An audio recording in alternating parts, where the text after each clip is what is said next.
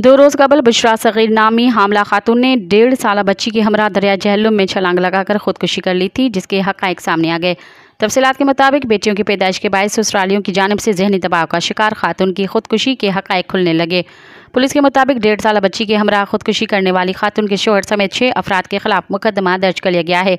खातून के शोहर पुलिस मुलाजिम आतिफ महमूद और 6 अफराद के खिलाफ inspector general police Azad Kashmir के हुक्म पर मुकदमा दर्ज किया गया। खातून के वालिद का कहना है कि बच्चियों की पैदाइश के बायस खातून को तानाजनी और जहनी दबाव का निशाना बनाया जा रहा था, जबकि लड़की के भाई ने इल्ज़ाम है कि तशद्दुद और जहनी दबाव के बायस खातून को खुदकुशी पर मजबूर किया गया। लवाकिन ने हुकाम से तहकीकात करके इंसाफ फरहमी का मुतालबा करते हुए कहा कि खुदकुशी करने वाली बुशरा बीबी हामला भी थी, जबकि ससुरालियों की जानिब से मन घड़त कहानी बताकर खातून को पागल करार देने की कोशिश की गई। मज़ीद ख़बरन ऐं तफ़सीलात लाइ विज़िट कयो असांजी वेबसाइट www.awamiNewsHD.com ऐं ॾिसंदा रहो अवामी न्यूज़ HD।